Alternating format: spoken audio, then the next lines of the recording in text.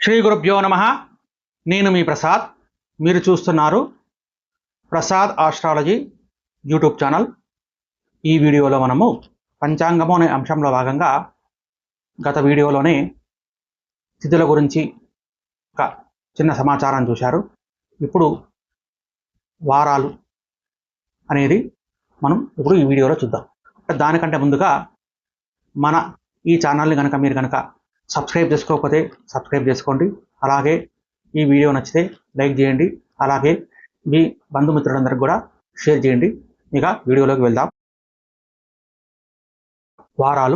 వారాలన్నీ కూడా మనందరికీ తెలిసిందే. కానీ శాస్త్రీయంగా ఈ వారాలు ఎలా ఏర్పడ్డాయి అనే దానికి మామూలుగా శాస్త్రీయ దృక్పథంతోనే మన మహర్షులు దీన్ని ఏర్పాటు చేశారన్నమాట.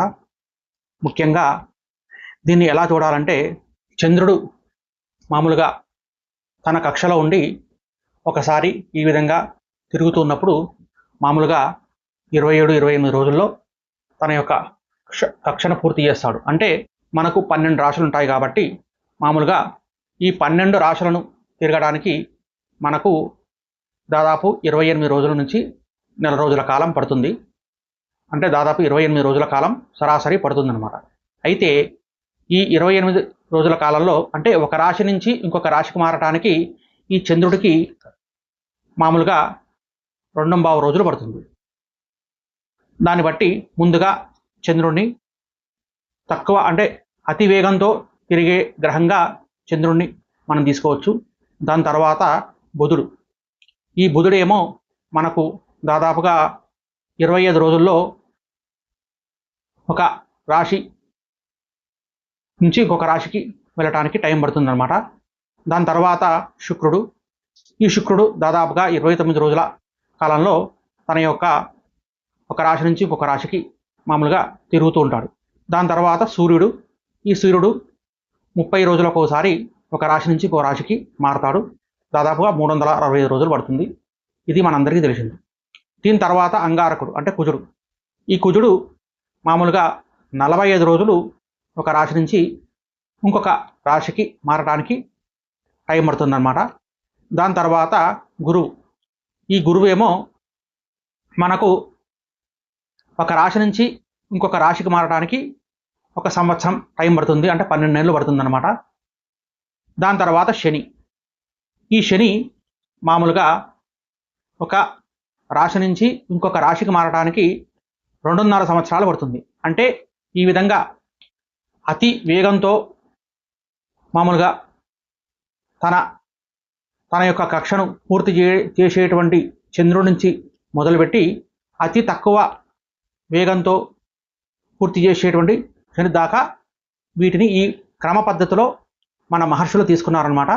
అయితే ఏంటంటే ఇక్కడ ఈ వారాలను కొలవటానికి ఇటు చంద్రుడి నుంచి కాకుండా అటు శని నుంచి అంటే తక్కువ వేగంతో ప్రయాణించేటువంటి మందగమనుడైనటువంటి శని నుంచి మొదలుపెట్టి శని తర్వాత గురువు తర్వాత కుజుడు తర్వాత రవి తర్వాత శుక్రుడు తర్వాత బుధుడు తర్వాత చంద్రుడు. ఈ విధంగా వీటిని తీసుకున్నారన్నమాట. అయితే దీనికి ఒక శ్లోకం కూడా మన వాళ్ళు తయారు చేశారు. అదే మందామరేజ్య భూపుత్ర సూర్య శుక్రేంద్రు జయేంద్రవ అని ఈ క్రమం ఏర్పాటు చేశారనమాట. వీటినే మనము హోరాలు అని కూడా అంటారనమాట. ప్రతి హోరా అంటే ఒక గంట అని అంటారు. మామూలుగా మనకు 24 గంటలు ఉంటుంది కదా, 24 గంటలకు 24 హోరాలు. ఉదాహరణకు అంటే శని నుంచి తీసుకున్నారు కాబట్టి శని నుంచి కనుక మొదలు పెడితే ఏ రోజైతే సూర్యోదయానికి ఏ హోర అయితే మొదలవుతుందో దాన్ని ఆ వారంగా దాన్ని గుర్తించారు మన మహర్షులు. ముందుగా శనివారాన్ని కనుక తీసుకుంటే మొదలు అంటే 6 నుంచి 7 మధ్యలో శనిహోర అంటే సూర్యోదయానికి. దాని తర్వాత శని తర్వాత గురువు తర్వాత కుజుడు అంటే కుజహోర తర్వాత రవిహోర తర్వాత మళ్ళీ శుక్రహోర తర్వాత బుధహోర తర్వాత చంద్రహోర తర్వాత మళ్ళీ శనిహోర తర్వాత మళ్ళీ గురుహోర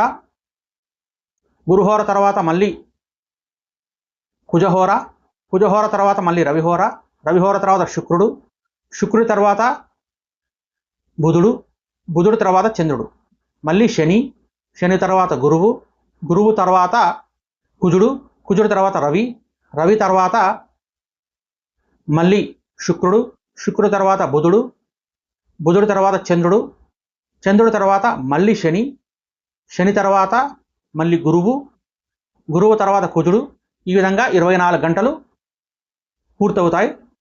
ఇక ఈ కుజుడు తర్వాత మళ్ళీ రవిహోర, అంటే శనివారం తర్వాత ఆదివారం. ఇట్లా శనివారం నుంచి మొదలుపెట్టి శనివారము, ఆదివారము, సోమవారము, మంగళవారము, బుధవారము, గురువారము, శుక్రవారము, మళ్ళీ శనివారం. ఈ విధంగా ఈ యొక్క కాలచక్రాన్ని అనుసరించి ఈ విధంగా మనకు ఈ వారాలు మన మహర్షులు తయారు చేశారనమాట. ఇది శాస్త్రీయంగా జరిగినటువంటి ప్రక్రియ. ఈ విధంగా ఈ వారాలు చేయడం వల్ల మనమందరం కూడా ప్రపంచంలో ఎక్కడైనా సరే దీన్నే ప్రామాణికంగా తీసుకున్నారు. అందువల్ల అయితే ఏంటంటే సూర్యుడు గ్రహాలన్నిటికీ రాజు కాబట్టి మనం ఆదివారం నుంచి మొదలు పెడతాం. అంటే రవి నుంచి మొదలుపెట్టి ఆదివారము, సోమవారము, మంగళవారము, బుధవారము, గురువారము, శుక్రవారము, శనివారము, ఈ విధంగా వారాలు మనము తీసుకుంటామన్నమాట.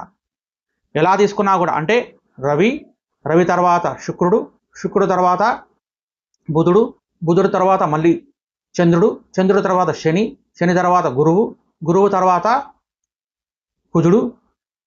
దీంతో ఒక చక్రం అయిపోతుంది. మళ్ళీ రవి, రవి తర్వాత మళ్ళీ శుక్రుడు, శుక్రుడు తర్వాత మళ్ళీ బుధుడు, బుధుడు తర్వాత చంద్రుడు, చంద్రుడు తర్వాత శని, శని తర్వాత మళ్ళీ గురువు, గురువు తర్వాత మళ్ళీ కుజుడు, కుజుడు తర్వాత మళ్ళీ రవి, రవి తర్వాత మళ్ళీ శుక్రుడు, శుక్రుడు తర్వాత మళ్ళీ బుధుడు, బుధుడు తర్వాత చంద్రుడు, చంద్రుడు తర్వాత శని, శని తర్వాత గురువు, గురువు తర్వాత కుజుడు, కుజుడు తర్వాత మళ్ళీ రవి, రవి తర్వాత శుక్రుడు, శుక్రుడు తర్వాత బుధుడు, దాని తర్వాత మళ్ళీ చంద్రుడు, అంటే సోమవారం.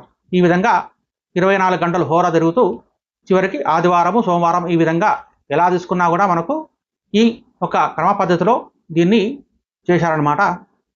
ఇక ఈ వీడియో పూర్తి కన్క్లూషన్కి వస్తే, ముందుగా మన మహర్షులు ఒక రోజును 24 భాగాలుగా చేసి దానికి ఒక్కొక్క భాగానికి హోరా అని పేరు పెట్టారు. ఇది ఫస్ట్ కన్క్లూజన్ అన్నమాట. దాని తర్వాత ఏం చేశారంటే సూర్యోదయానికి ఏ హోర అయితే ఉంటుందో దాన్ని బట్టి, అంటే సూర్యోదయానికి ఏ గ్రహం యొక్క హోర ఉంటుందో ఆ గ్రహాధిపతి యొక్క పేరును బట్టి ఆ రోజు ఆ వారంగా పేరు పెట్టారనమాట. రవిహోర నడిచేటువంటి సూర్యోదయానికి ఆదివారం అని, చంద్రహోర నడిచేటువంటి సూర్యోదయానికి సోమవారం అని, కుజహోర నడిచేటువంటి సూర్యోదయానికి మంగళవారం అని, బుధహోర నడిచేటువంటి సూర్యోదయానికి బుధవారం అని, గురుహోర నడిచేటువంటి సూర్యోదయానికి గురువారం అని, శుక్రహోర నడిచేటువంటి సూర్యోదయానికి శుక్రవారం అని, శనిహోర నడిచేటువంటి సూర్యోదయానికి శనివారం అని ఈ విధంగా మన మహర్షులు పెట్టారు. దీన్నే అందరూ కూడా ప్రపంచమంతా కూడా ప్రామాణికంగా తీసుకుంటూ ఇప్పటిదాకా దీన్ని పాటిస్తున్నారన్నమాట. ఇది 2. మూడవది ఏంటంటే శని, గురువు, కుజుడు, రవి, శుక్ర, బుధ, చంద్ర ఈ విధంగా తక్కువ వేగంతో ప్రారంభించి ఎక్కువ వేగంతో పూర్తి చేశారు. ఇది 3వ కన్క్లూజన్ అన్నమాట. ఈ విధంగా మన వాళ్ళు ఈ వారాలను తయారు చేశారనమాట. ఇదంతా కూడా ఒక శాస్త్రీయ పద్ధతిలో, క్రమ పద్ధతిలో జరిగింది కాబట్టి దీన్ని ప్రపంచమంతా కూడా గుర్తించి అందరూ కూడా దీన్నే ప్రామాణికంగా పాటిస్తూ ఉన్నారనమాట. ఎక్కడ పోయినా Sunday, Monday, Tuesday, Wednesday, Thursday, Friday, Saturday ఈ విధంగా ఏ విధంగా వారాలు అంటే ఇంగ్లీష్లో చెప్పినా, తెలుగులో చెప్పినా, హిందీలో చెప్పినా, ఎట్లా చెప్పినా, ఏ రకంగా చెప్పినా కూడా మనకు వారాలను కూడా ఇదే క్రమ పద్ధతిలో మన వాళ్ళు పాటించారనమాట. ఇది ఈ వారాలకు సంబంధించినటువంటి వివరాలు. ఈ వీడియో కనుక మీకు నచ్చితే లైక్ చేయండి, షేర్ చేయండి. అలాగే మన ఈ ఛానల్ని కనుక సబ్స్క్రైబ్ చేసుకోకపోతే సబ్స్క్రైబ్ చేసుకోండి. గోబ్రాహ్మణేభ్య శుభమస్తు నిత్యం. లోకా సమస్తా సుఖినో భవంతు. స్వస్తి.